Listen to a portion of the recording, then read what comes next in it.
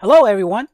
In 2018, the stock market has its worst year since the financial crisis and the worst December since the 1931 Great Depression. In fact, it actually had the worst December in 87 years. But since the end of December, the market has been rallying back up strongly and leave many to wonder if this is the beginning of another great bear market, or is the bull market continuing? Now, in this video, we're going to be looking at the histories of the past great bear markets and see how they can apply to today's situations. In addition, we are also going to be discussing the different type of players and the influence that they exert on the market simultaneously. So if you like this kind of topic and you're new to this channel, please consider subscribing. Okay, right now we are looking at the monthly chart of S&P 500 cash index. Okay, so why are we looking at this? In order to understand how the market truly works, you must first realize that the market is not one single entity. They have different type of players, each all with different type of influence that are working simultaneously, manifesting themselves in the markets. So I call them the three broad categories of players. Now you have your largest players. Your largest players are your largest mutual funds and sovereign wealth funds in the world. Your biggest funds in the world, such as BlackRock, Fidelity, Vanguard, each of which manage trillions of US dollars. And then you have your sovereign wealth fund. Sovereign wealth funds are the funds owned by the nations. These funds, sometimes they don't even care about making money. It's more about expressing the economic or political goals of a nation. Try to represent the country's interest in the international stage. And as far as the largest mutual funds or funds like that, like BlackRock, Fidelity, Vanguard, when you are managing trillions of dollars, you are already as big as some of these, sometimes bigger than many of these sovereign wealth funds. So your perspective and your focus, it's different from everybody else. You are now looking at the economy or even world economy as a whole. You are focused on something we call the global macro forces and situations. And sometimes if you're the country, you worry about, you don't worry about individual industry sectors per se. You're more focused on the systemic risk of your own country's economy, sometimes even the world's economy. Okay? So for you, market psychology does not play that much of an important role. You are not going to be easily influenced or swayed by the daily or weekly market swings or rumors up and down. In fact, it's very easy to tell who these largest players are. For the past week, we just had this World Economic Forum at Davos, Switzerland. If you examine who shows up to those meetings, these are the finance and economic ministers of the world's largest economies, and also, the largest player. They call them the global financial elites who show up to these meetings. They show up to these meetings, a few times a year. Okay, and when they make decisions, usually they make decisions, for the coming year. Okay, and they only adjust the decisions slowly. And these people, really, if you think about it, 1 month they go to this type of meeting, another month they'll go to maybe G20, G7, or some kind of forum sponsored by the International Monetary Fund or the IMF or the World Bank. These people, they are flying from places to places, and also they match so much money, it is impossible for them to get in and out of the market quickly. Okay, so right now you look at the monthly chart of S&P 500. Okay, even though we took a dive since, let's say, October of last year, by and large, the market is still really not going down that much. Okay, the charts had two lines, the purple line and the pink line. I call these two lines the power lines. The purple line are your long-term time perspective, and the pink lines are your medium-term perspectives. For now, you can think of them like your moving averages. But better than moving averages, not only they can give us directions of trends, they can also help us pinpoint the price levels. So if right now you look at it, at the letter C, okay, denoted by the blue up pointing arrow. That's December of last year, December 2018. The market had a red candle. That means the market has been going down, okay? But the market did not close at the low. So that means the market has been rallying back up, okay? And the latest candle, which is the green candle, that's January 2019. We have a very beautiful, nice up green candle there. That means the market's been going up this entire month. So if you look at the last few 4 or 5 candles as a whole that started since October of last year, yes, the market's been down, but from the biggest, largest player's perspective, it's really not going down that much. However, the world is not just consist of the largest players. The stock market is not just consist of the largest players. They are also the next scale player. I call them the medium-sized players. Now, these are the funds that are not as big as these largest funds. Nevertheless, they still manage, tens of billions or even hundreds of billions of dollars. Okay, so hedge funds are also included in this category. For example, the largest hedge fund in the world, Bridgewater, they manage $124 billion. Okay, $24 billion is a lot of money, but it's nothing compared to the trillions that's managed by these the largest players in the world. Or when compared to the sovereign wealth fund, you are going up against a country now.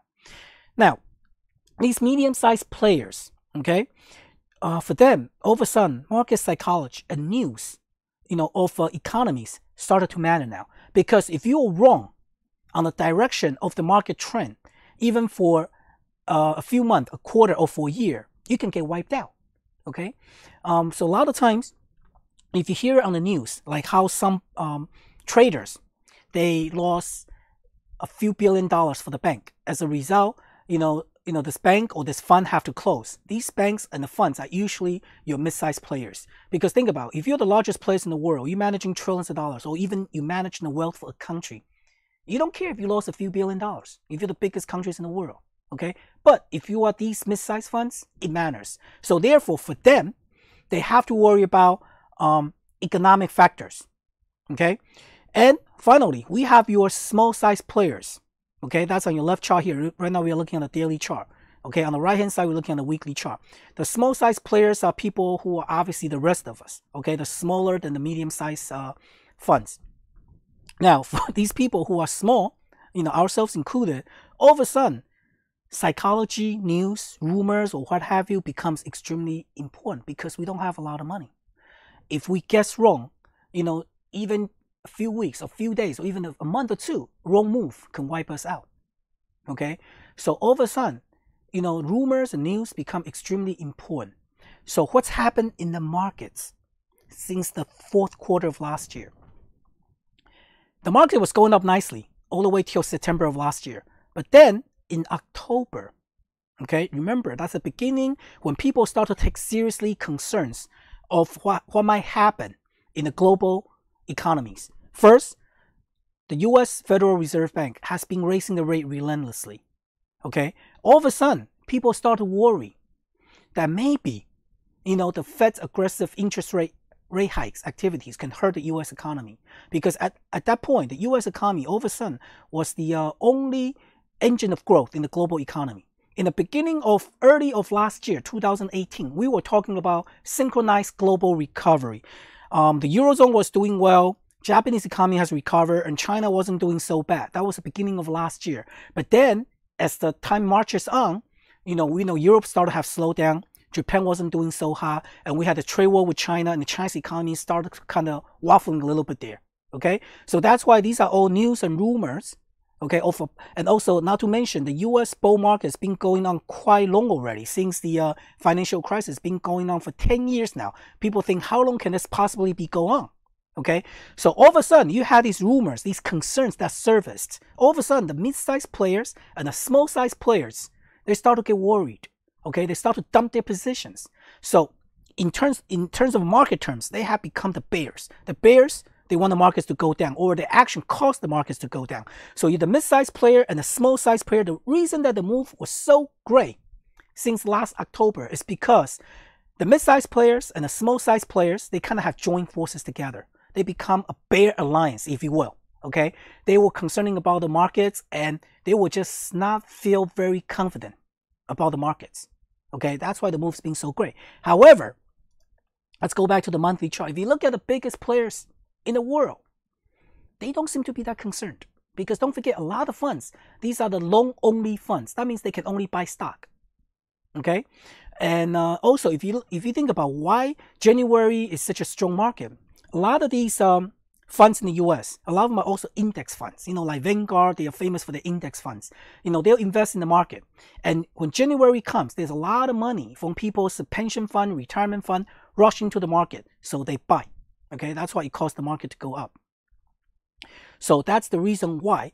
So we can see right now, the long term, the big players, they are actually the bulls. Whereas the medium-sized player and the small-sized players, they are largely could be represented by the bears. But how do the past bear markets really work? Okay, or are we really headed toward a bear market? That's what everybody wants to know. So let's take the discussion even further. So let's go to point A and point B right here. So back in August 2015, if everybody see it, okay, I'm going to label with the blue arrow, up arrow again. Again, the market tested the pink line, pink support. It held. Okay, the very next month, it tried to test again. Again, it did not really break substantially. So the month after that, the market rallied back up. Okay, but then the bears gained some traction. So now we are at the point B now, which is the second blue circle. The market tested again, but guess what? The bulls held the market successfully. As a result, the bull market continued for a nice another 2.5 years. You see these arrows I drew right up here? Okay? From the time that this thing happened, right now on the chart, you think, okay, this is only about half the chart. Doesn't seem like a lot. But don't forget, we're looking at the monthly chart. This is actually quite a long time. From the when the market started rallying back up again, that's about March and April of 2016. The market rallied all the way up till about September 2018 before we actually have a serious drop. That's a good 2.5 years. Nice, substantially bull market. Okay? So let's look at back. Let's go further back, see what else we can learn from the past price actions. Okay, right here. This is a nice bear market. Everybody, look at it. What are we looking at here? I will draw your attention right now to the first yellow rectangle and the first blue arrow. We are right now looking at the last Great Recession, the 2008. Okay, this is when the U.S. housing bubble was bursting, and we enter into a great bear market. Look at the price action. At the very first, look at this the blue arrow. The market dropped below the pink line. Okay, it actually touched the purple one, but it held, right? The purple line acted as a support. It held. It tells the price that the market is going to go to. And for the next month, it went up. The market went up. Okay, and it tested the pink one. It cannot break above. So the market dropped again to test the purple line. It held again. For the next 2 months, the market went up, tried to test the pink line again. Okay, but it could not go above. It cannot break through above the pink line, which is denoted by the by the red down arrow right here. So guess what happened? Now the market, it got slammed down. So now we go down to the purple line. So for the next 2 months, I'm going to put a blue arrow right here. The bulls tried very, very hard to defend this purple line. Everybody see that? The 2 months tried to defend it very, very hard. Okay, but finally, the bulls' defense collapsed. The second red arrow going down right here. Okay, we had this huge red candle. The support was finally broken. And worse yet, look what happened. There were no other color lines underneath. That means there's no more possible strong support underneath. As a result, we have a huge market, bear market or market crash, whatever you want to call it, in progress right here. This was the 2008 and early 2009. And for those of you who've been through this, remember, those was a time that was a true, genuine concern and panic throughout the world. Economies were failing. We had these PIGS, P-I-I-G-S nations. Portugal, Italy, Ireland, Greece and Spain. They got into a sovereign debt crisis, and there were actually genuine talk about maybe the entire world financial system might collapse.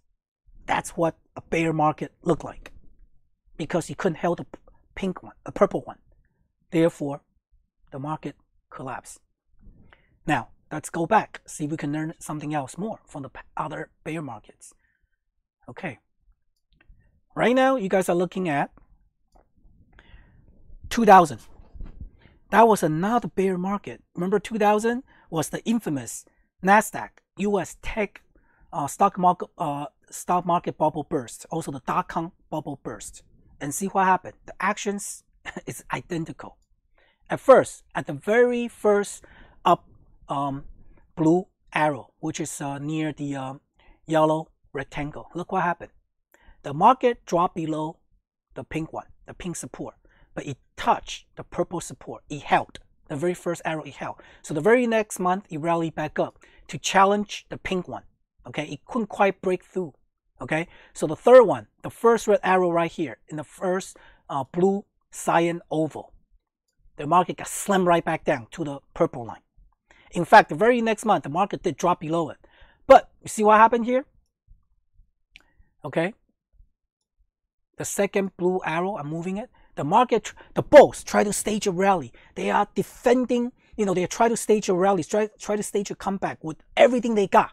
Okay, and the third blue arrow for that month, the battle at the purple line has begun. Okay, but finally, the next month, the second red arrow, the bulls cannot hold it. The bulls cannot do it.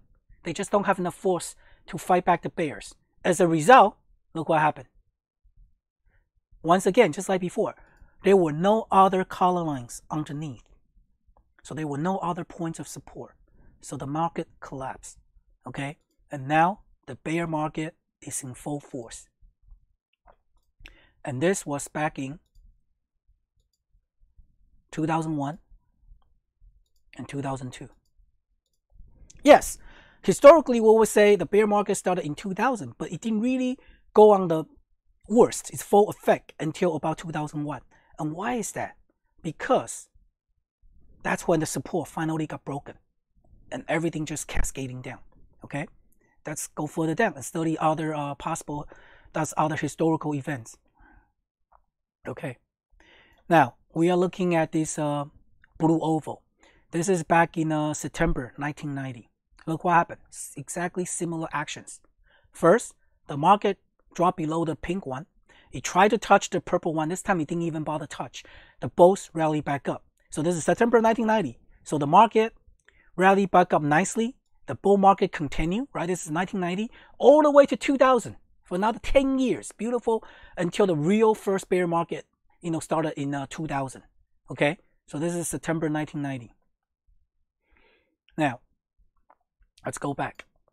Okay, what we're looking at right now is the infamous or the famous 1987 stock market crash, the Black Monday, that everyone knows now in the history books. On one single day, back in October 1987, the market dropped 25%. The biggest drop since the Great Depressions, the 1930s, or the market crash 1929. Okay, that shocked everybody. But if you look at the monthly chart, see what happens. The actions are identical. Again, there's one single big red candle. That's when the market crash happened. First, it sliced right through the pink line. Okay, and it tried to it challenged the purple one, but it could not close below it. You see, the bulls rally it back up. Okay, everybody see that? The very first one. So then for the next 2 months, okay, these two are up blue arrows. The bulls tried their hardest. They held the line. They held the line. It could not break below, cannot break through the purple line. So the market held. And therefore the bull market continued. Okay, the bull market continued. Let's go back even further. Okay, right now we are looking at what happened back in September 1981. If you guys remember what happened back in September 91, this was the time when Reagan, became president. That he was in his first and second year of presidency. U.S. interest rate was very, very high. It went in double digits. It went as high as 15, 16, 17%.